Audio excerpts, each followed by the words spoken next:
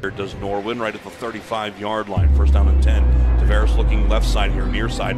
Steps up in the pocket, fires once. Jackson wants in the end zone. Jump ball. Jackson comes down with it. Touchdown Norwin. Yeah, that's a player making a play right there. Live from our Seton Hill University studios, this is Westmoreland on the Gridiron on the Westmoreland Sports Network. Here's your host, Sean Meyers. And we welcome you into another episode of Westmoreland on the Gridiron here on the Westmoreland Sports Network. I'm Sean, that's Dan, each and every Wednesday at 7 p.m. And we got a jam-packed show once again to get to. This week, we'll run down all of the scores from Week 5 of the WPIAL regular season. We'll look at the top performers as well across Westmoreland County. Of course, the always popular plays of the week, which will involve both high school and college action this past week. Jason Fazekas, the head coach of the Mount Pleasant area Vikings, will be one of our guests. We'll also be joined by our player of the week. That's Penn-Trafford freshman Ben Grabowski. And we'll look ahead with the Week 6 preview. But Flick, I want to talk about, well, we mentioned Ben Grabowski, our player of the week. He was part of a, two-headed monster rushing attack for Penn-Trafford. The Warriors, an incredible offensive display.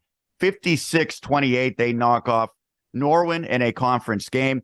And after struggling through the first month of the season, it certainly feels like the Warriors have turned a corner offensively. Yeah, we mentioned many times on this show, and I know you called the first few Penn-Trafford games and said, like, if they could just get out of their own way, if they could stop taking penalties, they can compete with anybody. And I think we saw them find something on Friday night. I think they only had one holding penalty, and that was late in the game. The game was already decided at that point. They had a couple of false start penalties, but hey, every team's going to get hit with some penalties. But finally, they were able to eliminate those penalties, and look what happened. Ben Grabowski was absolutely tremendous, especially with Penn-Trafford. With the game still kind of in the balance, he was able to pull away. Tasso Whipple ran really, really hard in the game, I thought. I thought it was a really entertaining game, though, Sean, just kind of looking at it as a whole. Norwin, it was kind of refreshing to see a team be able to throw the football a little bit. You know, you don't necessarily see that with every high school team. And Tristan Tavares is, as advertised, did throw a big interception late in the half, but he was really good. They really do have some weapons outside, like Jake Knight, Luke Denny. And how about the catch that Jackson Pons made? Total Moss move in the corner of the end zone was absolutely tremendous. So if you're looking at the Norwin side of things, you know, you think 28 points is probably enough to win a high school football game. Now, it obviously doesn't always happen that way, but as a coach, you kind of feel that way. But the defense just certainly wasn't good enough. And again, Penn-Trafford really started clicking. So I think it happens at a perfect time for PT, obviously, going up against Gateway this week to find themselves offensively to cut down those penalties. They're going to have another game like that, certainly to compete against Gateway this week. And I thought one of the other things maybe that was a little bit underrated in the game, Johnny Louver completed some passes in that game. And we had mentioned that last week, much like Carter Green did when Penn-Trafford won the state title. They're not going to need to wing the ball all over the field, but they are going to need to complete some passes here and there when they need to keep the defense off balance, pick up a big third down, whatever. And Johnny was able to do that against Norwin. So certainly a bigger challenge for PT from an offensive standpoint this week against Gateway, but they looked really, really good a week ago. And for a freshman like Grabowski to do that at the 5A level was pretty incredible. So a lot of things going on there. But again, I thought an entertaining game, and it was, again, nice to see the two teams meeting as conference foes and a lot of fans in the stands too. And to some extent for Penn-Trafford, they sort of are right where we expected they would be. It was maybe not a direct route to get there with the early season struggles, but they're now 2-0 in the conference, which is what matters. And we should note, 1 yard shy of 400 combined from the duo of Whipple and Grabowski. But you mentioned Louver. He did do a nice job, threw an early touchdown on a screen play to Lisbon that really kind of, I think if you can show that you can pass it a little bit, it opens up even more running lanes for those two guys that we talked about. So they work in harmony. And so the offense, for whatever reason, slow out of the gate, seems like they have righted the ship. On the other side, the Knights, man, you feel like a lot of tough luck losses for them. They are 2-4, and yet overall in the season, they're averaging more points per game than Penn-Trafford. So they're still going to have an opportunity, but we know how difficult it is to get into the postseason in 5A. Also in 1A, this was a matchup of two of the better teams, much like we're going to see. We mentioned Penn-Trafford and Gateway probably to determine the conference title this upcoming week. I think you could say, not discounting Jeanette because they look very good, but Clairton and Greensburg Central Catholic, that was a game that many thought could determine who would be the Eastern Conference champions in 1A. Ultimately, the Clairton Bears won it at home. It was not easy, however, 40-28 over GCC. I had to call this one. It looked as though the Bears were going to run away with it early in the fourth quarter, and the Centurions out of nowhere, just an incredible comeback effort that came up shy. They got the offense going. They got special teams going with an onside kick. A really good game, and one that, even though it's a loss, I think if you're Coach Thompson and GCC, you build from because they found something offensively in that fourth quarter. Yeah, and I think, if you're Greensburg Central Catholic, you still have a lot to play for. I mean, hey, anything could happen. If Jeanette rises up and knocks off Clairton or something, and Greensburg Central Catholic's able to beat Jeanette, I mean, they're right in it. Obviously, the playoffs, which will be here before you know it. You just get into the dance, and anything could happen. We saw that happen negatively to Greensburg Central Catholic a year ago. But yeah, I think that's something that GCC can certainly build off of, Sean, the way that they finished the game, and obviously they continue to put up just the big numbers offensively. Tyree Turner goes for 3 total touchdowns, and Samir Crosby kind of did his thing too. Obviously you'd like to see a better start for GCC and not get into those situations where they're giving up multiple touchdowns without an answer, but certainly something that I think GCC can kind of build off of as they continue to go through the season. It was such a weird game because it was 8-7 at the end of the first half in favor of the Bears. And then all of a sudden the offense came out of nowhere. And to your point, they really couldn't get the stops when the Bears decided to run the football. Drasir Jones, excuse me, he went for 270 yards thereabout. And the defining play of the game, GCC was down a score. It was 4th and 1 with Clairton with the football. If GCC gets a stop, they have about a minute or so to try to get the winning touchdown. They stop Jones at the line of scrimmage, but he does not stop churning his legs, breaks through, not only gets the first down, gets the touchdown to seal it. I will say one thing about Tyree Turner. He's put up some great numbers this season, including against Clairton. He's got some Ben Roethlisberger to him, where he will literally have a defender draped on him and still be standing there looking down the field to throw the football. It is insane how powerful he is when he's got his eyes down the field. He just finds a way to get some passes off that you would not think that anyone at this level would be able to attempt.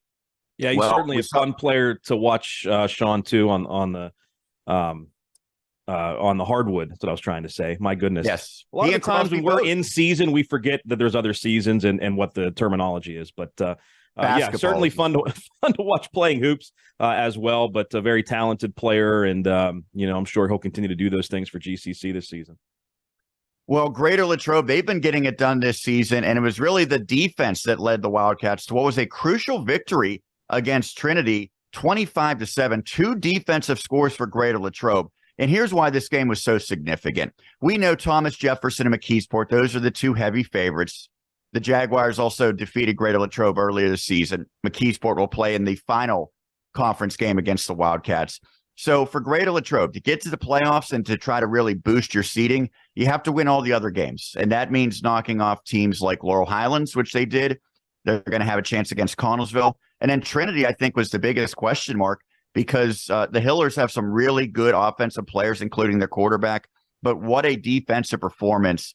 And Ron Prady, I talked to him. He was very, very happy all around and really said this was a massive victory.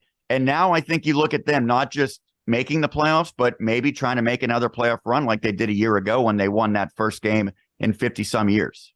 Yeah, this game was absolutely crucial. And I know you talked with Boomer, and I actually talked with one of his assistant coaches, Tom Wilkins, on Sunday, playing in the give a shout out to the WCCC baseball outing and Coach Mike Draghi there. But and he was really excited about it too. I mean, you could just tell the crucial aspect of the game, being able to win this game when it comes down to the postseason, at the end of the year. So certainly a big time win. And Sean, you mentioned the defensive scores. Alex Tash just continues to do it week in and week out on the defensive side of the ball. Got another offer from Virginia Tech. He has just been absolutely tremendous. And Jaton Williams continues to have a really good season on both sides of the ball, at a touchdown catch, and also the game-sealing touchdown on the defensive side of the ball. And that just goes to show, when you go into a football game, you can talk about, the yards that you get and that disparity. Maybe on one side, you're having a great offensive day in terms of yardage, but maybe you turn the ball over 3 or 4 times and you lose. And I think that's what happened to Trinity. Turnovers are so crucial. And that's kind of what happened to the Hillers. Give credit to Latrobe defensively for forcing them. Yeah, and really that's been a staple for this team all season. Is I think that the defense is making these splash plays, forcing turnovers, many times getting defensive scores, and if not getting defensive scores, putting the offense in great position and then pretty quickly punching it in. So it's a team that I think has all the weapons that you could ask for to get to the postseason, to make a run. And Coach Brady, I said to him, were you lacking offensively? Because 25 points total with 2 scores coming defensively, but he was happy with the job that they did as well, because it really came back to Trinity being a very good opponent, a physical team that's got some big body guys up front. So he thought that really in all phases, this was a big win for them. And again, this was a much needed one, because I think right now they're looking at, can we get 3rd place? Maybe even if we can upset McKeesport, get to 2nd place in that conference. And this victory could go a long way.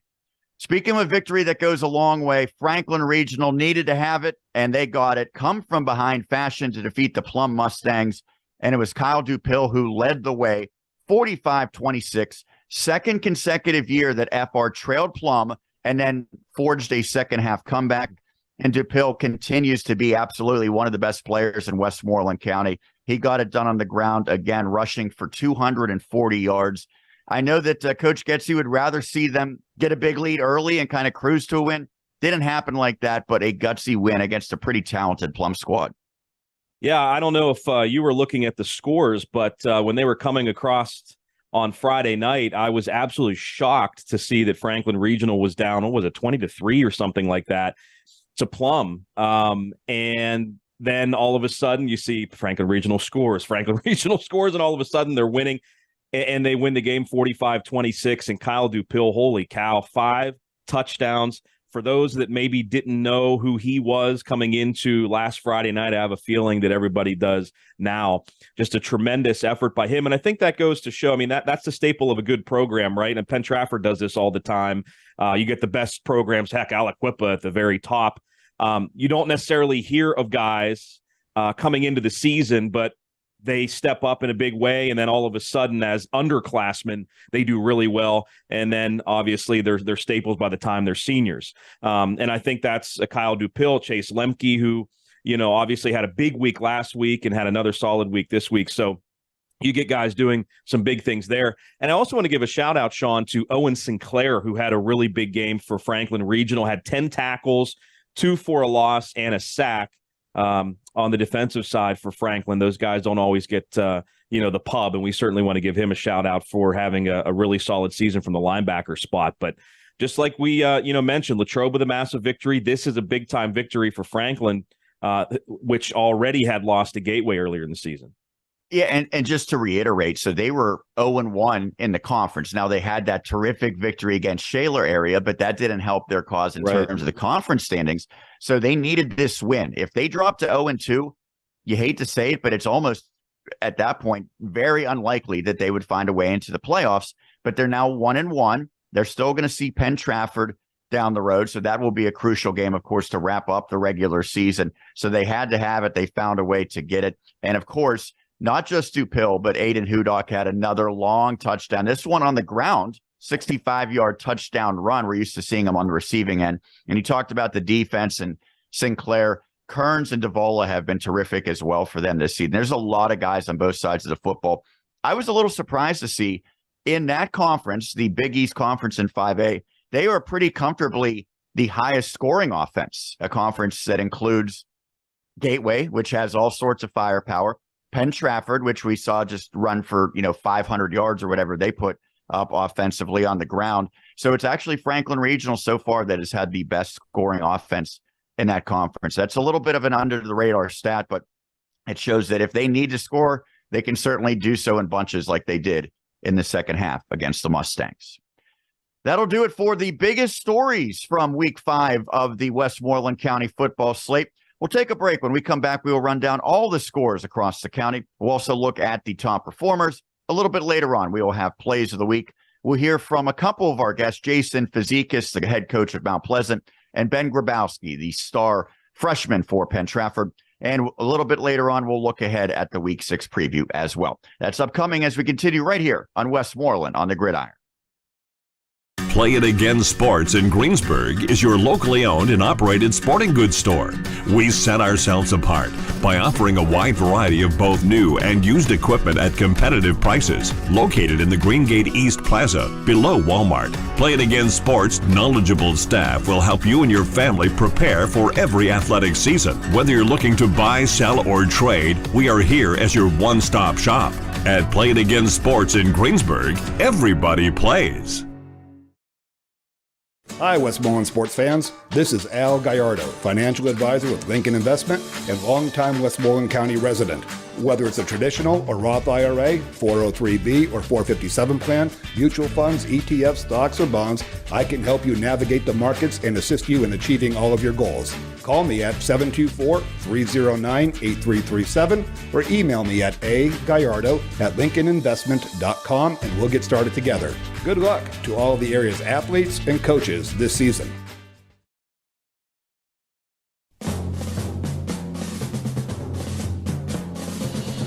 We roll along here on Westmoreland on the Gridiron each and every Wednesday. You're home for the best Westmoreland County high school football talk. Sean and Dan, we already ran down some of the biggest stories from week 5 of the regular season. Let's now wrap up by looking at the rest of the scores across the county. And of course, many of these games you can go back and watch or listen to on demand on our website, westmorelandsports.com, including Penn-Trafford doubling up Norwin, 56-28. Go back and watch that one. You can also go back and watch Sarah Catholic 27-12 over Derry area. Tough one for the Trojans. They certainly hung in there. They were competitive. They got an early touchdown from Ahmad Ward, but it was just a matter of time until Sarah Catholic kind of righted the ship, unfortunately for the Trojans. It came at their expense, but Derry area is still 500 on the season at 3-3. Yeah, it wasn't a disastrous loss, Sean, but if they win that game, I think they're sitting in a really good position going up against a really tough challenge this week in Steel Valley. But again, you beat the teams that you kind of have a chance to beat, like York and like obviously Sarah Catholic, which was 0-4 coming in. Derry had a 6-0 lead. The Trojans had opportunities in that game. Again, Ward rushes for almost 150 yards and a couple of touchdowns. They had multiple opportunities to score. They gave up a big kick return as well. That was the backbreaker. So, a game that, again, isn't disastrous, but one, if they would have they'd be sitting in a pretty good position.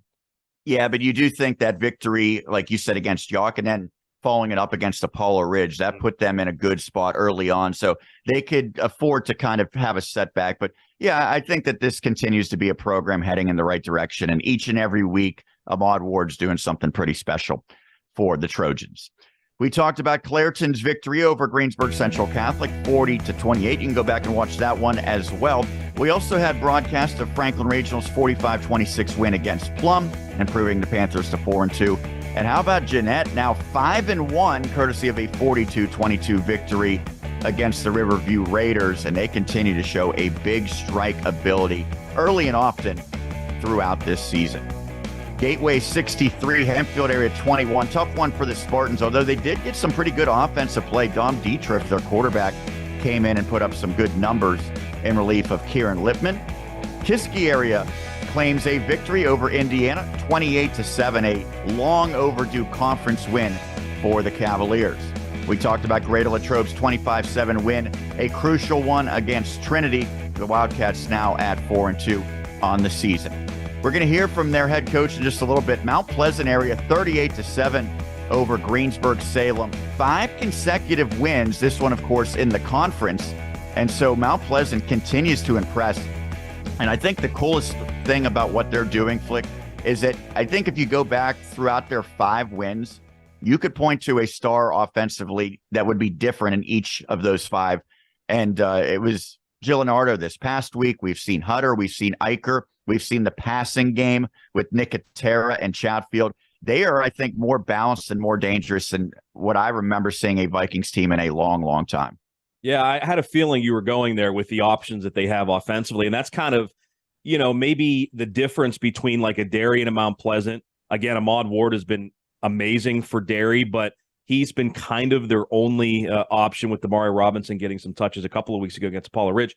But Mount Pleasant, Jackson Hunter didn't even play against Greensburg-Salem. Didn't matter. As you mentioned, Gianardo goes for 153 and 3 total touchdowns. And Eicher, and you have so many guys stepping up and being able to run the football and do big things. Obviously, a big week this week against Elizabeth Forward. Hopefully, Jackson will be back and be able to play in the game. But when you're able to run the football like that, and I said 2 weeks ago, Chatfield made that big pass against Freeport on a third down, so they can throw the ball a little bit. Certainly, this is a really good Mount Pleasant team. And I know Jason Fazekas would tell you it all starts up front as well, right? To be able to run it and throw it at that level, you're getting some protection and some time up front. I feel like every training camp practice we go to every year from Mount Pleasant, he's just yelling at the offensive linemen. And I love it because he got that aggressiveness going there. But he loves that. He loves that line play. That's for sure. They will have a stiff test this upcoming week against Elizabeth Forward, and that's because the Warriors remain perfect. Was not easy, but a 31-24 victory against Southmoreland. That was a really cool matchup because Tim Bukowski's former assistant, John DeMarco's now the first-year head coach at EF. He goes back home, and that was a heck of a game. The Scotties almost pulled off what would have been, I think, a big upset trying to hand EF its first loss. Just could not finish it. Charlie Niggett was the difference in that game. Diminutive, but explosive for EF, and giving them that touchdown victory. They are now 6-0. And I have to give a lot of credit, Sean, to Southmoreland because they were in a situation where, they started the season great, and then people were really questioning how good they actually were. Going into this game, I kind of thought maybe they'd lose by a couple of touchdowns just because the way they were trending. Didn't happen. And they played a really, really good game. I know Tim Bukowski said how proud he was of the players afterwards. He said he felt they had the better team, but Charlie Niggett was the best player Friday night. So, I think that's a game that they can use to kind of build off of. And again, maybe EF maybe they lose to Mount Pleasant this week and Southmoreland's still in the running to, finish in one of those top 2 spots. And by the way, that's a heck of a compliment to Niggett when you consider some of the talented players that Southmoreland trots out there each and every week, certainly. Well, there was no doubt who the better team was for Belle Vernon and South Allegheny. The Leopards win 57-6. They were up 50-0 early in that game, just showing that they are absolutely the top dogs when it comes to interstate conference play. East Allegheny claims a 42-12 victory over Valley. Amani Christian showing that it can be a force to be reckoned with, a 35-8 victory over Burrell. That snapped a nice run that the Buccaneers had put together over the past handful of weeks. I think an impressive showing for the York Cougars, 21-0. They knock off Flickinger Valley.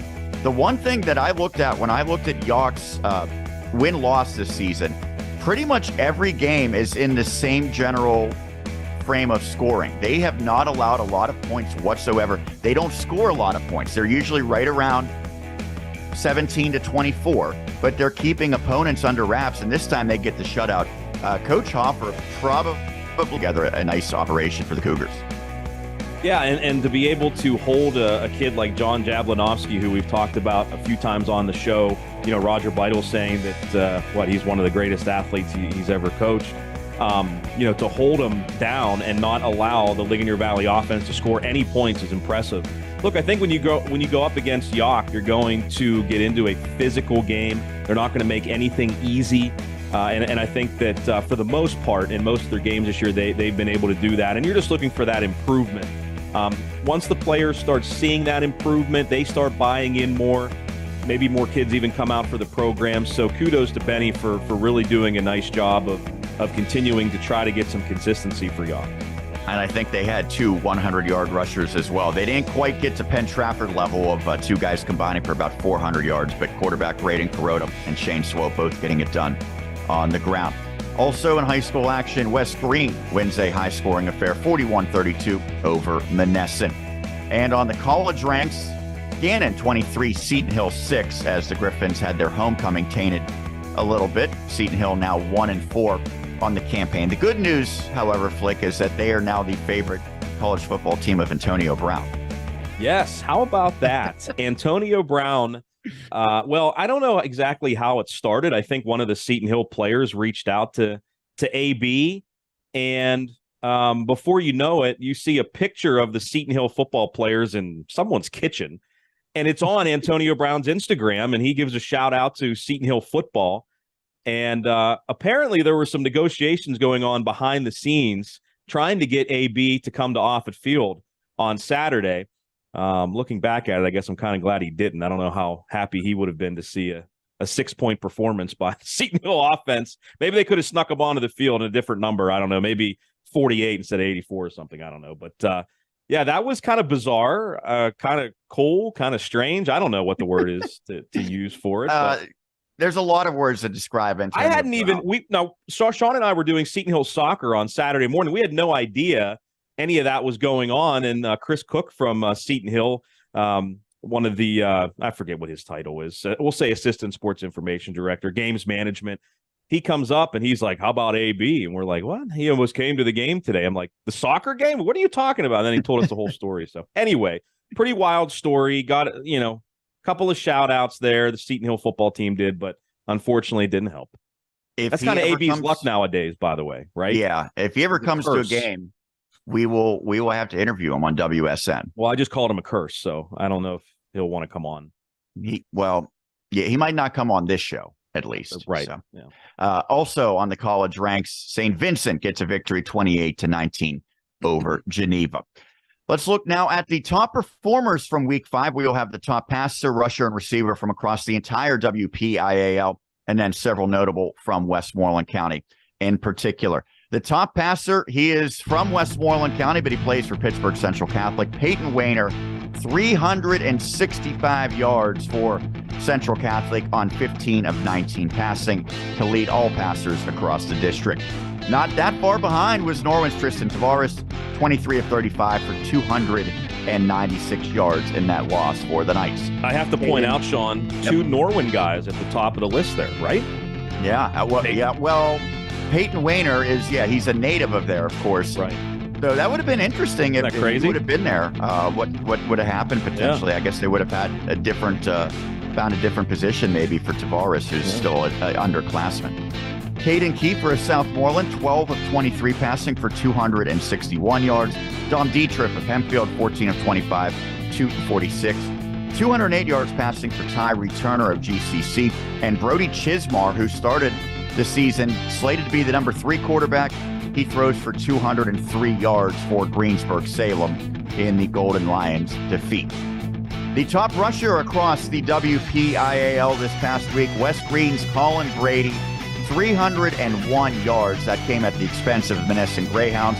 He was out with an ankle injury, only missed one game, certainly no ill effects as he goes over 300.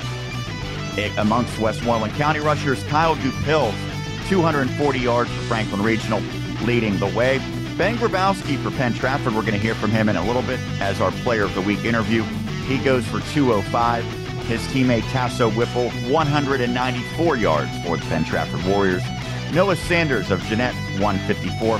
Dante Gillinardo, 153, representing the Mount Pleasant area Vikings. And much like the top passer came from Pittsburgh Central Catholic, so did the top receiver. Peter Gonzalez, 268 yards on 7 receptions. The son of Pistol Pete Gonzalez, former Pittsburgh Steeler. I did not know that.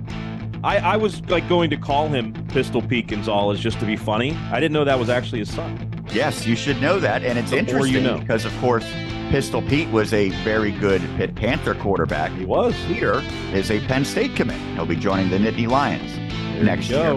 Yep, absolutely. 268 yards to lead the way. Samir Crosby, 108, tops amongst Westmoreland County receivers on his 8 grabs.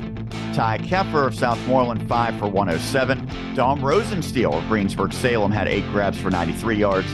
And Kamani Brown, he seems to find the end zone with regularity nowadays for Jeanette, 3 grabs for 88 yards. That'll do it for the Week 5 rundown, including the top performers. We'll take a quick break, but when we come back, you got to stick around. We will have a jam-packed 6-play edition of Plays of the Week. That's as we continue right here on Westmoreland on the Gridiron.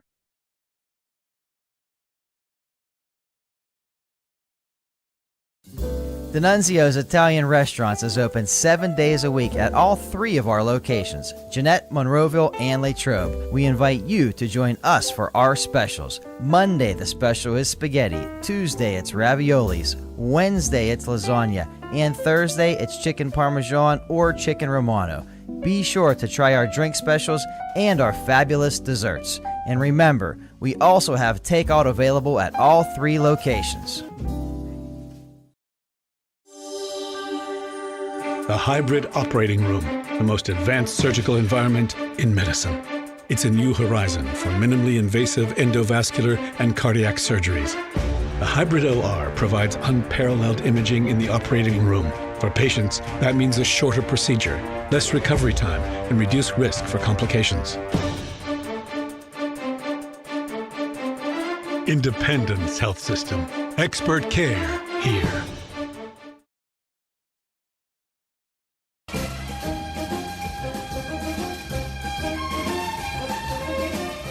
We continue here with Westmoreland on the Gridiron each and every Wednesday at 7 p.m. Sean Meyers and Dan Flickinger bringing you the best in high school football across the county. And Flick, I ask again, are you ready? Yeah. He is ready. I am ready. Let's hit Plays of the Week. And we'll begin Plays of the Week with Penn-Trafford. Where else? Because a week after setting the Warriors rushing record, Tasso Whipple had another huge performance for PT, going for nearly 200 yards on the ground, including a long touchdown in the third quarter that gave his team some breathing room. It was Dave Franzek and Brian Brzezinski who provide the commentary. Let me talk to you.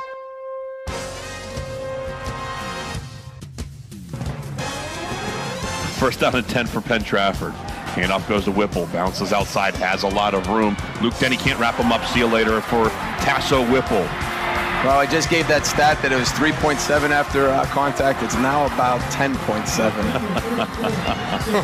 Yeah, that one's going to go for 67 yards. Yeah, and just a tough one there. You got to be, in that space. You got to be able to bring him down and give Whipple credit, man. He's just refusing to be denied. Good blocking, and that first tackle, got to try to just hold him up and let a buddy get there to rally. Got to be disciplined on your angles, and unfortunately for Norwin, unable to do so, and give PT credit coming out where they kind of left off in the first half. Yeah, Sean, people see that final score and think that Penn-Trafford blew out Norwin. It was a close game, 28-21. Norwin had just scored to make it 28-21, and Penn-Trafford answered back just like that. Tasso Whipple, and you heard the guys kind of joking around. They were talking about how many yards after the first hit that Penn-Trafford running backs were gaining in that game. And Tasso Whipple put on another display right there. Yeah, he he's been living in the weight room. I have noticed a very significant difference from just a year ago. Well, we'll continue Plays a Week. We got to stay in the same game, right? I mean, these teams put up some monster numbers. And we'll look at the Norwin side, as although the Knights came up short, they showed plenty of firepower, especially through the air.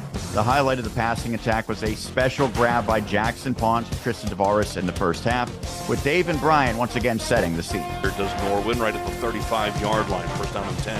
Tavares looking left side here, near side, steps up in the pocket, fires once. Jackson Pons in the end zone. Jump ball, Jackson comes down with it. Touchdown, Norwin. Yeah, that's a player making a play right there. And honestly, nice job by Tristan trusting him. Sean, is you got mossed still a thing? Because if it is, that should have been on it last week. That was incredible. Now, you may notice a little bit different. We had to use the huddle footage. At Norwin, we have to share a window well with the team video.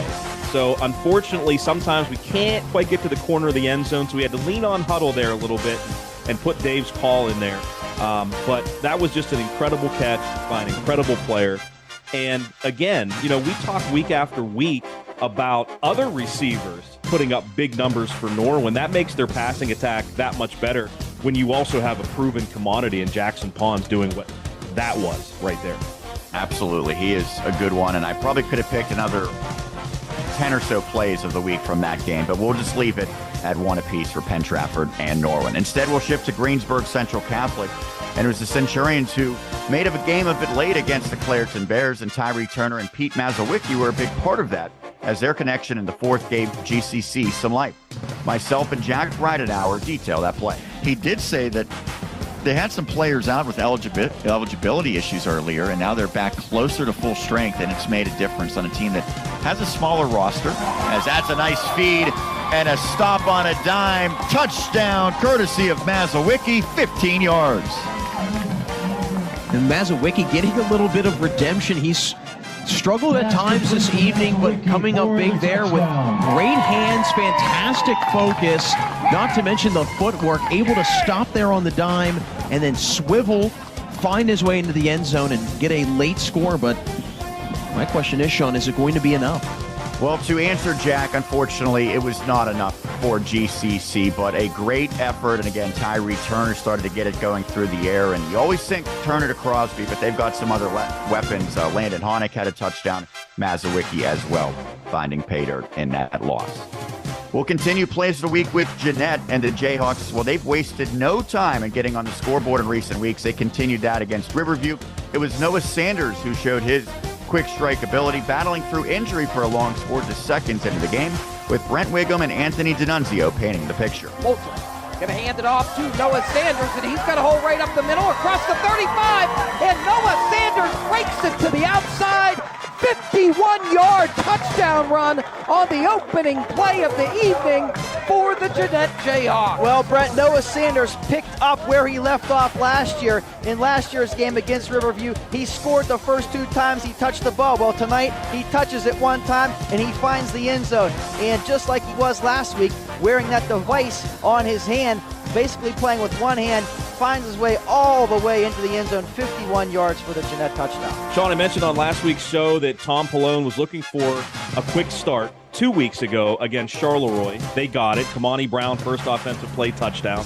And it happened again last Friday. First offensive play, Noah Sanders goes for a touchdown against Riverview to set the tone immediately. Look, going into that game, a lot of people were saying that Riverview was better, than they've been in the last couple of years. So what do you do if you're Jeanette? You set the tone quickly, because Tom was expecting Riverview maybe to use kind of a ball control offense, but the big plays certainly did them in. That was a big one right there by Noah Sanders, who still is running with 1 arm.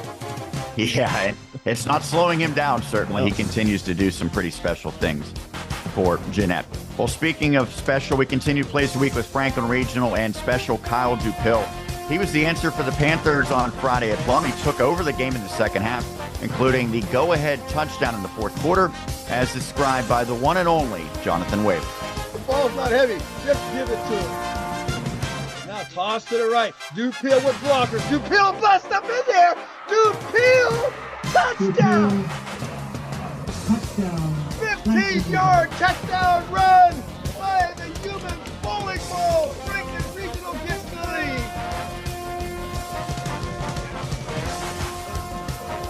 Yes, indeed, Paul Brown, the ball's not heavy. Kyle Dupill says, I'll carry it as often as I can. The lead goes to F. Marcus. They led 3-0 at the 3:50 mark of the first quarter. The Panthers have trailed since then. Touchdown number 5 right there for Kyle Dupill, and I feel like Jonathan was almost like his breath got taken away there. He's just like, what else do I say? Kyle Dupill, oh my God. It's just, what an incredible night for him. One more than Al Bundy, by the way, Sean. Polkai, yes. One more. Maybe I should go as Al Bundy for Halloween. I never did before. Now it just kind of crept in my head. Anyway, yeah. Human bowling ball, that's the new nickname we're going with now? For I guess so. And I should kind of explain a little bit. JW was telling a story about Jim Brown, the legendary Cleveland Browns running back, and how his coach was justifying giving him an immense workload in terms of number of carries. And he said, the football's not heavy, so why wouldn't I keep giving it to him? Obviously, there's other aspects that go with a heavy workload, but that was the story he was telling. And of course, right as that story was wrapping up, we get a touchdown from Dupill just to cap off that point that he was making. So good background there by JW, and an even better play by the absolutely outstanding running back for FR. We'll wrap up Plays of the Week with a college entry for Seton Hill, and it was a rough day offensively for the Griffins, as we talked about. But Dimitri Whitehead provided a big play in special teams. His kick return accounted for the only points on the day against Gannon, with myself and TJ DeStefano on the call. 30-yard field goal extends the Gannon lead, 16-0, latter stages of the third. Whitehead got some room, turns it upfield, he's got the 40, gets a block. Whitehead trying to make a house call. PSAC Special Teams Athlete of the Week does it again as the Griffins get their first points on a kickoff return touchdown. There we go. No flags on the field, right? So we're all good. Offense hasn't been able to do anything. And we talked about the running and the special teams, and that's a big way there. And the Griffins on the board now via special teams. Somehow, some way, they needed it. Yep. And about 93 yards. We'll wait for the official scoring on it. But a house call from Whitehead. He has made such a massive impact on special teams all season long. It's officially 93 yards. A big-time special teams play again by Whitehead. He was the special teams athlete of the week a couple of weeks ago when he had a blocked punt and he recovered a fumble. It is something that some guys have a knack of making special teams plays, and he certainly has a knack for it for Seton Hill. Unfortunately, that was the only offense that they got, if you will, the only scoring that they got in that entire game. They'll need maybe 2 or 3 kick return touchdowns from Whitehead going against some of the better teams that they're going to see, like IUP still upcoming. But yeah, I almost feel like when, I don't know what the percentage is, but I feel like when a team gets a special teams touchdown, I feel like that gives you a much better chance to win, to get a touchdown there. Didn't happen for Seton Hill because their offense has just not been able to move the football consistently. Just been a tremendous player. Yeah, Whitehead has done his part, certainly, and then some. That'll do it for Plays of the Week. We will step aside. When we come back, I will talk to Jason Fazekas, the longtime head coach for Mount Pleasant area. He's guided his team to 5 consecutive victories. They've got a big one upcoming as well. You'll hear from Jason Fazekas next, right here on Westmoreland on the Gridiron.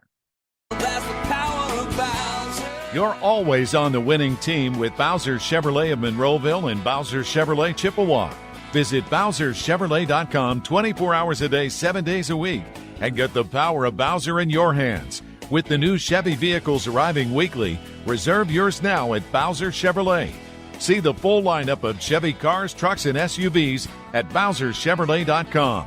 Bowser Chevrolet, where the power of Bowser is yours. East Suburban Sports Medicine Center, Western Pennsylvania's #1 physical therapy since 1984, is always offering same-day or next-day appointments for all new patients. With 8 convenient locations and extensive therapy services, ESSMC offers the best care anywhere, hands down. Call 412-856-8060 or visit ESSMC.com to schedule today. ESSMC Physical Therapy. Your health, your decision.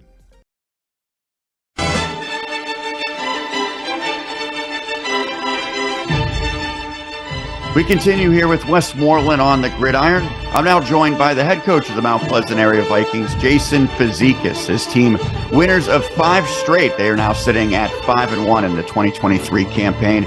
First off, Jason, I know it's been a very nice run. 5 consecutive in the win column has to feel good. What has been maybe the biggest key or some of the biggest components of this recent success? Well, I mean, there's no doubt about it. I mean, trying to get 5 in a row like that, it's not easy to do. We feel real good about that, but I think overall, probably what we're most happy with is just seeing our kids buying into what they're coached to do. Really like the effort they're given.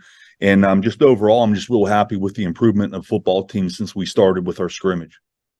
And the most significant win was the most recent because that was a conference victory against Greensburg-Salem. You have the weird quirk of 5 non-conference before you open interstate conference play. What are some of the challenges and maybe some of the benefits that come with such a long slate before you get into when the games really matter? Yeah, I guess that is a little bit unusual. You know what? But honestly, the way that we look at it, if it's a conference game or non-conference game, they're still important to us. So we're definitely going to approach them the same way. But, once you do get into that conference schedule, I think even our kids kind of pick up that, there's a little bit more to them, that you have to be ready a little bit more. So we can definitely feel that starting to kick in with our kids. I know that it seems like almost each week a different guy is the leading rusher or leading receiver or the guy who finds the end zone most frequently. It was Dante Gilinardo this past week. He had a terrific performance rushing for over 150 yards in the 38-7 win against the Golden Lions. Specific about him, how has he continued to improve and increase his output?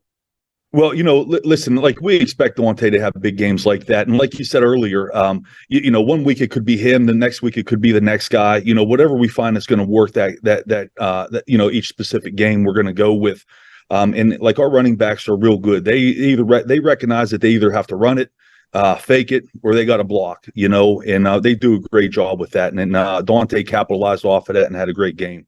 I'd also like to point out too, they don't often get a lot of credit, but our offensive line has been playing pretty well for us as well. So they're helping get those plays started, and our athletes are then taking it from there. So real happy with that.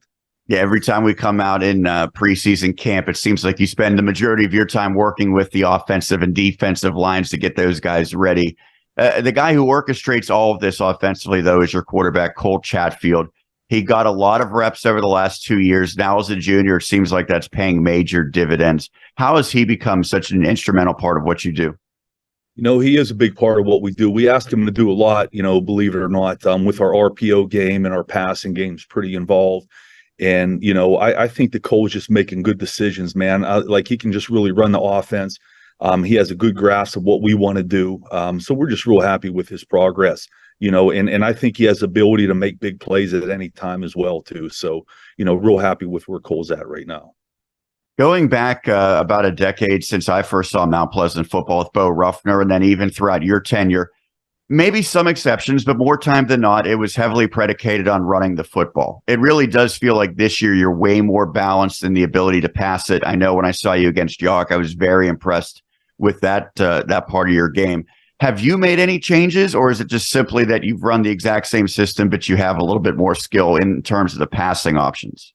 Well, every year is different, right? And I spent like 9 years as an assistant with Bo, and we've been together for a long time, he and I. So I think what you're seeing now was more just kind of like the evolution of things, of where we wanted to go. The RPO game has been really big for us, especially since you have a quarterback that can handle it, so yeah, and every year is different. Like, maybe we feel like we got kids in some spots right now that make some catches for us and everything like that. And you also got to be able to protect the passing game as well, too. So when you have all those factors in line like that, we just try to go with what we think is going to help us win the game. Talking to Jason Fazekas, the head coach of Mount Pleasant area. And so we mentioned the victory against Greensburg-Salem, but the one that preceded that I thought was really a defining win to this point. You rally against Freeport, a team that defeated you a year ago. So that's a pretty clear sign that your team is potentially better than where you were in 2022. And especially that had to feel great to come back with that second half rally. What did that do to kind of galvanize your team and maybe take your team to a higher level?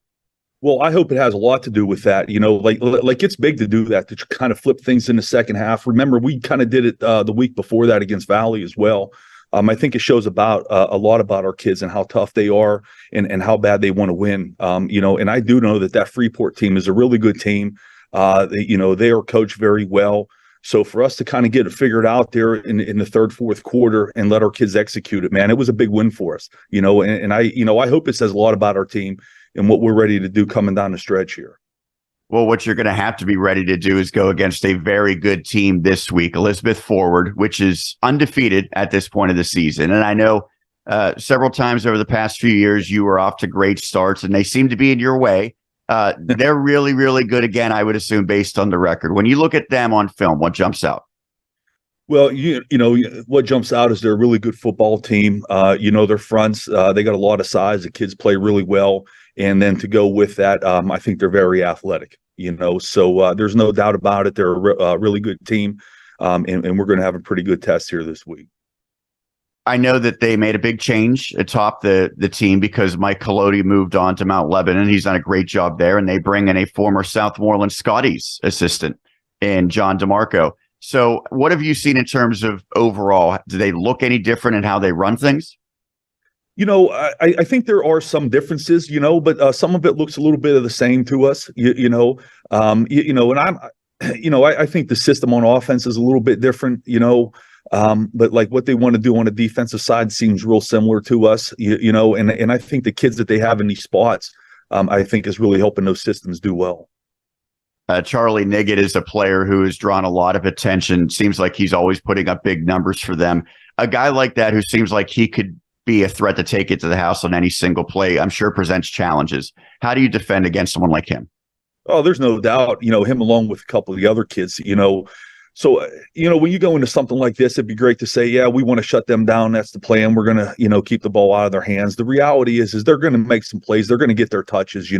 What we have to do is through our game plan and have our kids play through it is you want to try to limit those big plays as much as you can, and it comes back to, executing with how we want to play our coverages and our fronts and everything. And it also comes back to how well that we're going to tackle. So, we're going to do our best, and you got to respect how really good they are in athletic, and we're just going to try to limit that athleticism the best we can. Let's flip it to the other side of the football. What do they do defensively, and what will be key for your team on the offensive side? My take with them defensively is, at all three levels, I think they're pretty solid. Like they got some really good players there. The kids play their plan, and they execute that scheme really well. So for us, I say it all the time. We got to take care of ourselves first. We got to make sure that we're right with what we want to execute.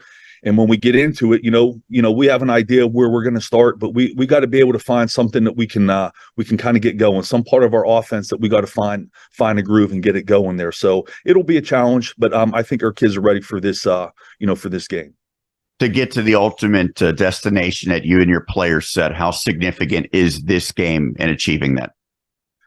Well, it's they're all significant, and this one especially, given the point of the year that we're at. One of the things that we talk about all the time from the beginning of the year and throughout the season, I really think it's important, and when you come down the stretch, that you want to be able to be in a position that your games are meaningful. You want to play meaningful games right now. So certainly this game is very meaningful on a lot of levels, with where we want to be at the end of the season, where we want to be in the conference. So it has a lot for us. This is an important week, no doubt. For you on a personal level, what have you enjoyed most about this season so far and about this team? Like I said, I think we've got a great group of kids. I always do enjoy the relationships with them, and we kind of build that as a coaching staff. So that really isn't different, right? I think we got a great group of kids that are really trying hard. That really care about what they're doing. They're very coachable, and that always makes it enjoyable. I enjoy the coaches I got on staff too. A lot of times we don't talk about those guys enough, but I really enjoy coming and working with them and talking with them, and even the fun moments when we're all joking around. So, we kind of enjoy that moment there with our staff and with our kids. I think it's important to do that. So this year has been pretty special with that. Well, Jason, we always enjoy talking to you. I appreciate you doing this, and good luck on Friday. Yep, no doubt. Appreciate the time. Thanks a lot. That is Jason Fazekas, the head coach of the Mount Pleasant area Vikings. We'll take a quick break and continue with more right here on Westmoreland on the Gridiron. DBAT Pittsburgh South is America's premier indoor baseball and softball training academy, now open in the 412. What is DBAT Pittsburgh South? An 18,500 square foot state-of-the-art training facility with 4 dual fungo man pitching machines, 2 hit tracks, enabled cages, elite baseball and softball instruction, 50-plus camps and clinics, and a beautiful pro shop powered by Rawlings and Easton. DBAT Pittsburgh South in Bethel Park, owned by Seton Hill baseball alum John Bachman. Learn more at dbatpitsouth.com. Nothing performs like a Volkswagen, and nobody does Volkswagen like Sendell VW in Greensburg. Taos, Tiguan, Atlas, Jetta, and more. Sendell VW has tons of new inventory on the lot, with more arriving daily. Visit our showroom today or check out our easy-to-use Stop, Shop, and Roll online buying feature. Get your best deal on a great selection of new Volkswagen models at Sendell VW, Route 30 in Greensburg. SendellVW.com. We would love to meet you.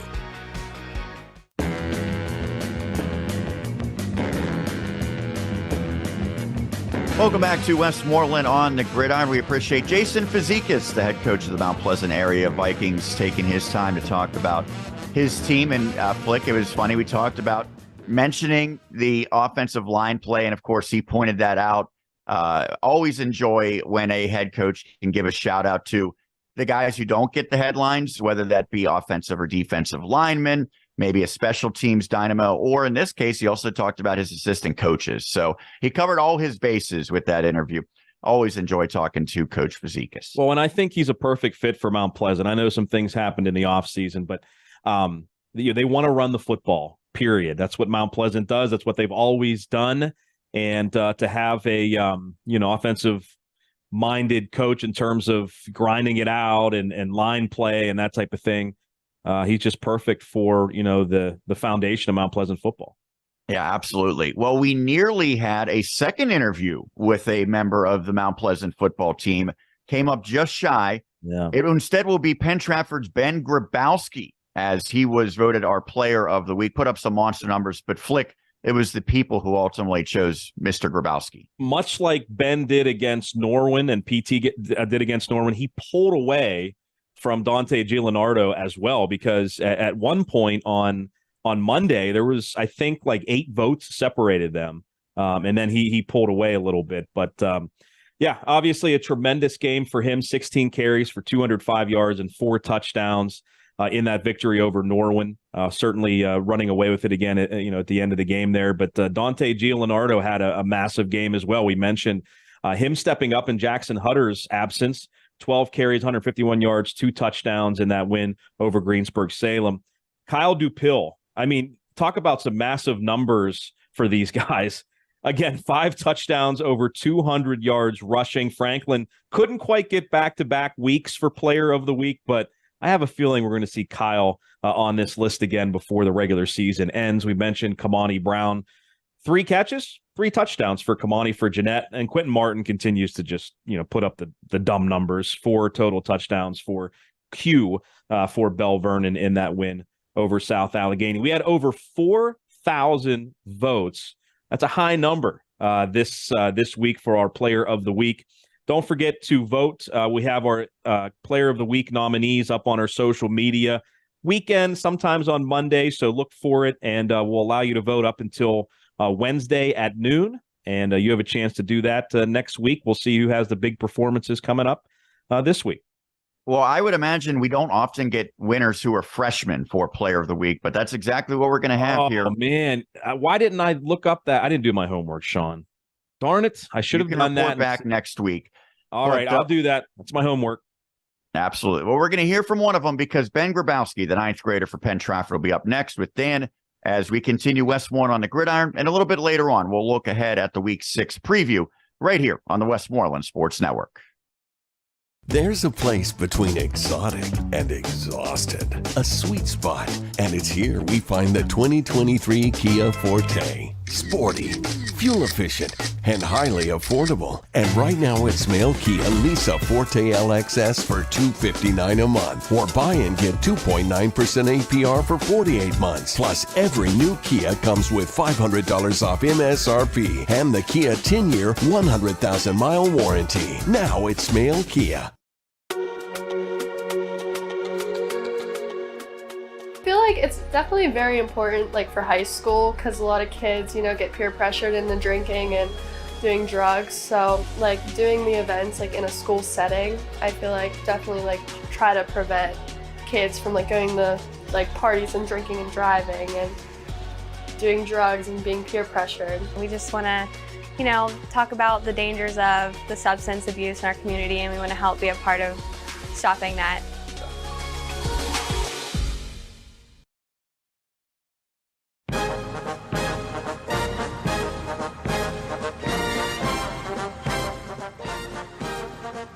Welcome back to Westmoreland on the Gridiron. Very exciting part of the show.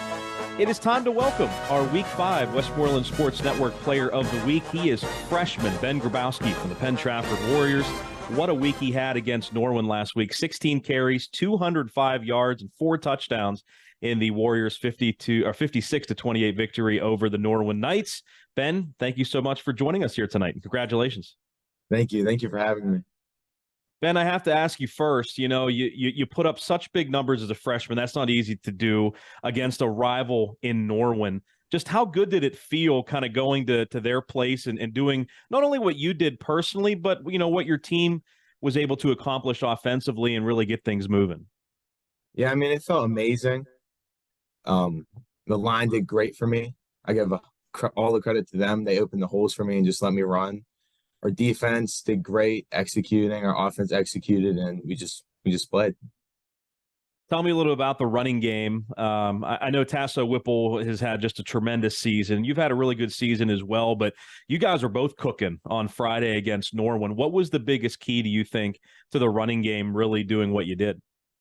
Yeah, I mean, in practice, our line was just doing great. We were executing in practice, and I think that week of practice really prepared us for the game and the run, and we just executed it.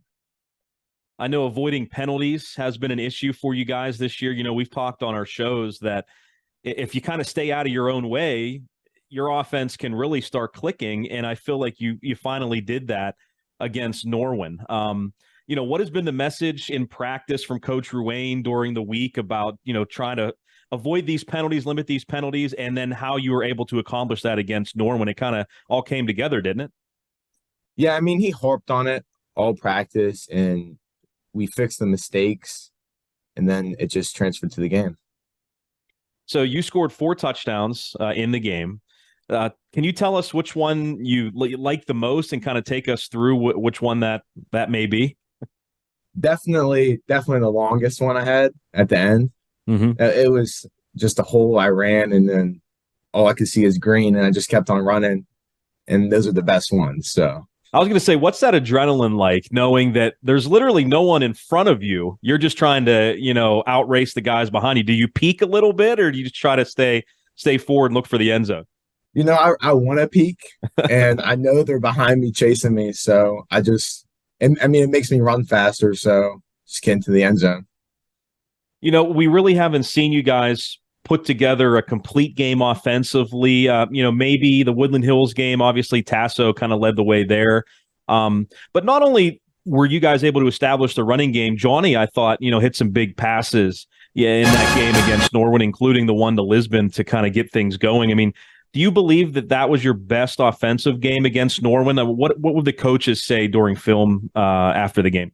Yeah, I think Johnny had a tremendous game. He was a big part of our offense this week. And I mean, the passing, honestly, that's just a game day decision. If we're like in the moment kind of stuff, if we're going to pass, we're going to run. And Johnny did awesome. Well, we got to turn our attention to Gateway a little bit. I know it's an exciting week for you guys, even though it's just one game, but everybody gets a little more excited for Gateway, I'm sure. Certainly a big rivalry, and this is your first taste of it as a varsity player. So first of all, tell me, I'm sure you've attended past Penn-Trafford and Gateway games as a fan. What has that been like, and how excited are you to finally play in this game? Yeah, I mean, it's just the week. We're all focused on it, and we're ready for the game as a fan. And I love to watch those rivalry games. And I mean, as a player, just getting ready for it, just like any other game. But, it means a lot more since it's a rival. I mean, do you remember growing up and being able to, come as a fan to watch the PT Gateway games? I mean, even as like a younger kid, did that get you excited? Yeah, I mean, when I was a kid, like coming to especially the Gateway game, like I always just wished I was out there. And I'm excited for Friday because I get to be out there. The older guys, I know the importance of the game, and again, I know it's just one game, but do the seniors kind of talk about it and just kind of maybe what to expect in a game like this? I mean, yeah, they definitely get fired up for it. Like they're really ready for it, and they make us ready for it, and they just tell us to bring everything we got and to win the game. So. Talking to Ben Grabowski here of the Penn-Trafford Warriors. Ben, before I ask you maybe a question or two about yourself, kind of tell us about what your keys to victory would be against Gateway. What are the coaches saying? What do you guys have to do well to come out with a win on Friday night? I mean, if we just play PT football, play physical, hard, aggressive, and just not make as many mental mistakes, I think we can go out there. It's going to be a tough game, but we can pull through. You guys are ready for it. That's for sure. It's always an exciting game. So tell me a little about yourself. I know you're a great baseball player as well. And any guys that we get on here that are multi-sport athletes, I have to ask the question about, like, what sport do you like better? What sport do you enjoy more? Does it depend on what's in season? How would you kind of answer that? It used to depend on what's in season, but football is definitely full ahead on it, and I love football. So, tell us a little bit about what you enjoy the most about playing football. Being out in the field with your teammates, your brothers. Is there something specific that you enjoy during a game, during practice, maybe pregame? Anything you can tell us there? The physical part about football is really one of my favorites, and just the bond you can make through football are unlike any sports. Like, it's a different kind of bond with your brothers, and I just love that. Well, and you're in a unique situation because you kind of line up everywhere. I think on the roster you're listed as a running back, but obviously you take snaps in that Wildcat quarterback. You even throw the ball, a little bit. So is that challenging at all as a freshman, or is that something that you really enjoy and embrace to line up at so many different positions? It's a little challenging, but I trust the coaches, and they're teaching me well of what to do in certain positions and stuff like that. So, Ben, thank you so much for this interview. This was really terrific. I know that you're really excited for Friday night. What's the biggest thing you're excited for on Friday? Do you have any pregame rituals that you go through before a game? Just like going around the locker room, telling all my brothers that I love them and ready to go play, and then walking out with the band and the crowd. It's awesome. Yeah, it's always special that entrance, I feel like, at Penn-Trafford with the band and leading you guys out. That has to really get you going. Those butterflies are going, but that's a good thing, right? Yeah, it feels awesome. Ben, again, thank you so much. This was tremendous. Congratulations on winning Player of the Week. You are the first freshman to do it in a couple of years, so that's a pretty cool accomplishment. And our man Rush Petter, who does stats for you guys, actually sent me a message earlier today to tell me that the most rushing yards, I think, by a freshman since Matt Gavrish did it in the 90s. So that's a pretty great accomplishment. I know you're a humble kid. You're just worrying about winning on Friday, though, right? Exactly, yeah. Ben, again, thank you so much, man. Congratulations. Good luck on Friday. Yeah, thank you. I appreciate it. That is Ben Grabowski, our Week 5 Westmoreland Sports Network Player of the Week. We'll preview Week 6 games coming up on WSN. The Collision Shop by Jason Mignone is your one-stop shop for all things auto body repair. Our experienced technicians and state-of-the-art facilities have you covered on both passenger and heavy-duty vehicle repairs, including scratches, scrapes, and dents, free estimates, body repairs, welding, refinishing, glass replacement, and more. Our all-new alignment and calibration shop has the tooling, equipment, and staffing to ensure top-quality alignment and calibration adjustments for your vehicle. Our friendly office staff is more than happy to assist you through every step of your vehicle's repair process. Visit the Collision Shop by Jason.com for our complete list of services.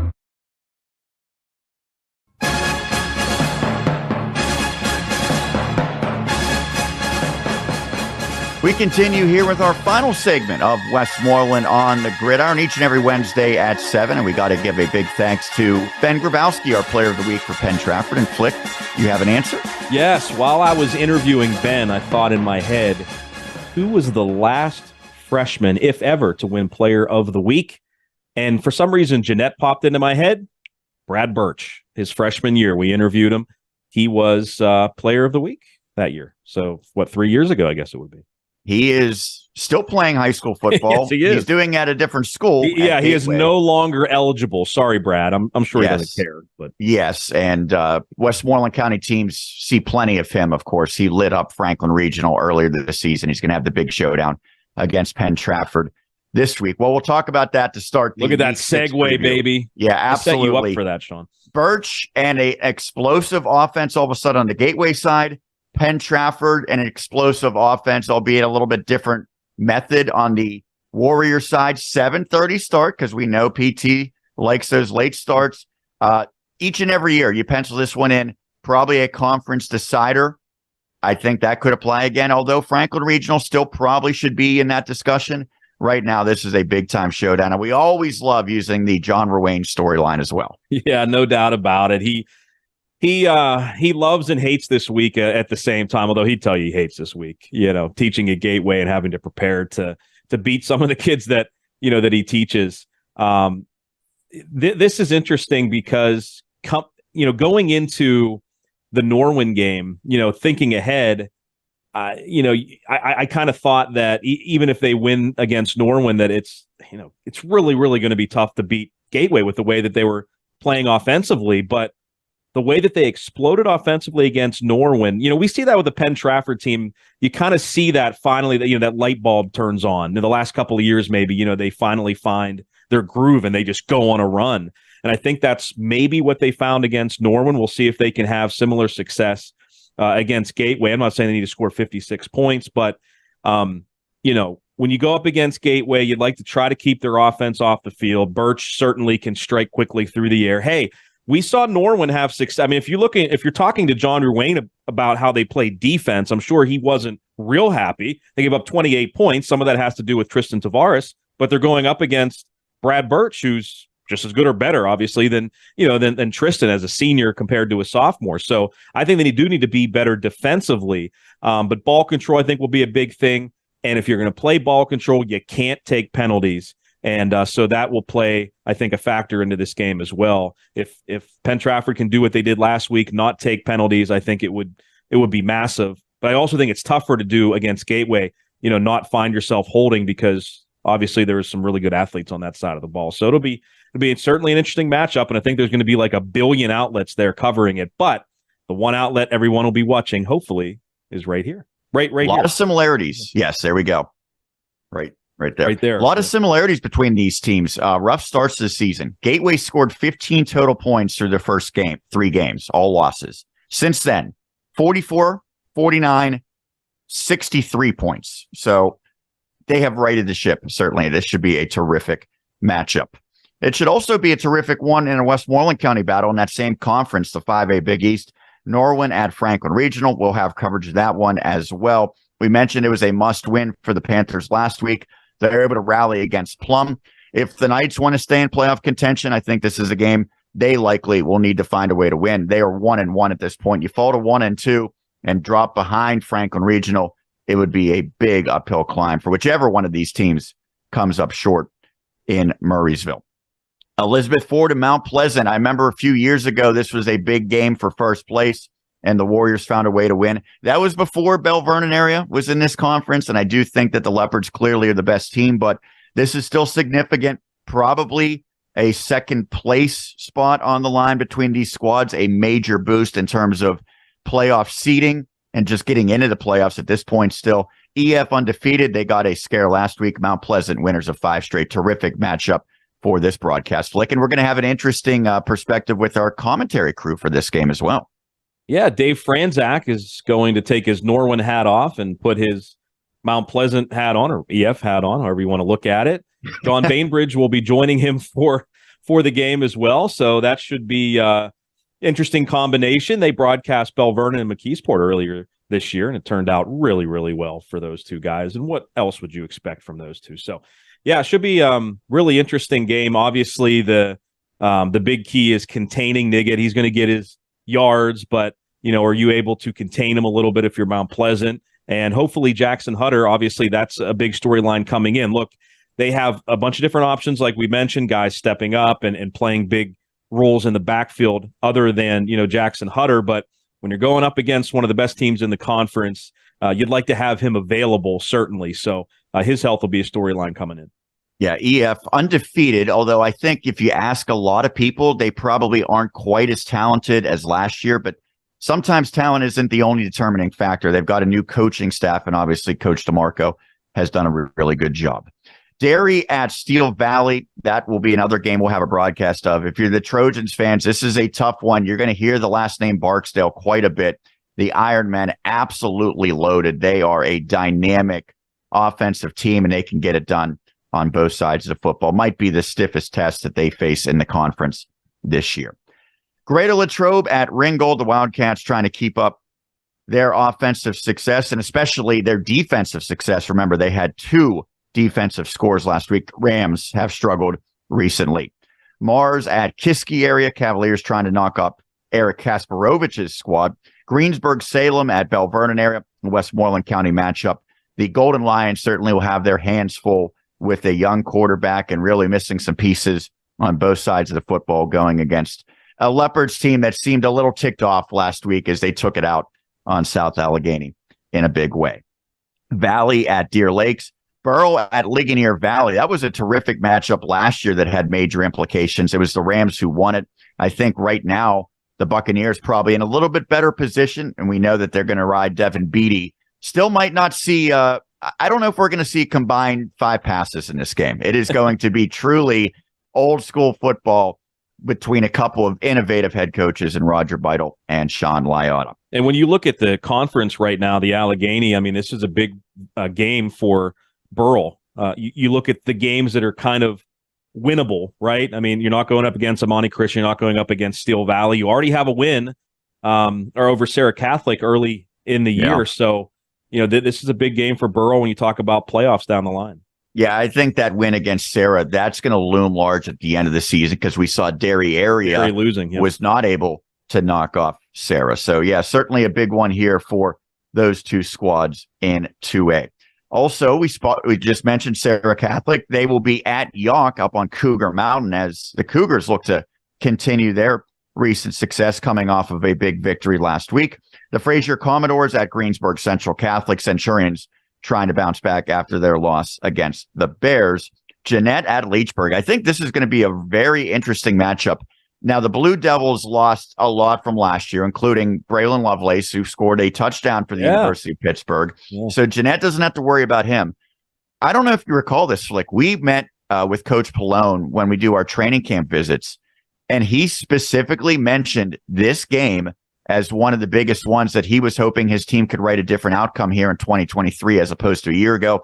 I think that the way that they are playing right now with their big strike connections and Peyton Moulter getting everyone involved, the opportunity is there for them to get a massive win in the Eastern Conference. Absolutely. And they are just absolutely rolling right now. But, you know, you look at Leechburg, they're averaging 37.3 points per game, which is a couple of ticks better than Jeanette. So we may see a high scoring game between these two teams.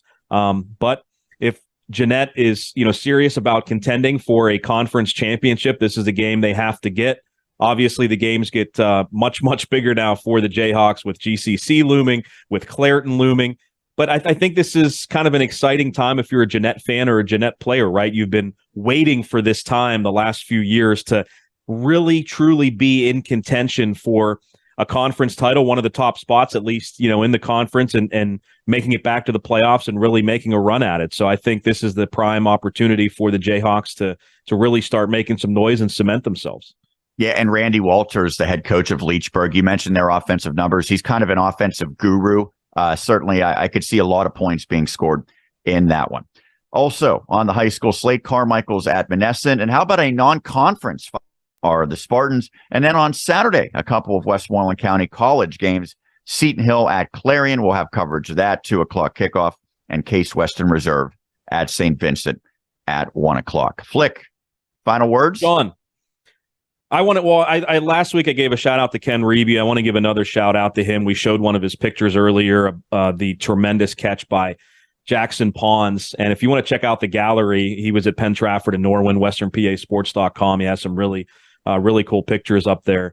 Again, Ken Reeby just does a tremendous job. We have a great relationship with him. But, you know, as we always remind people, don't forget you can check out the website all week long for more than just high school football.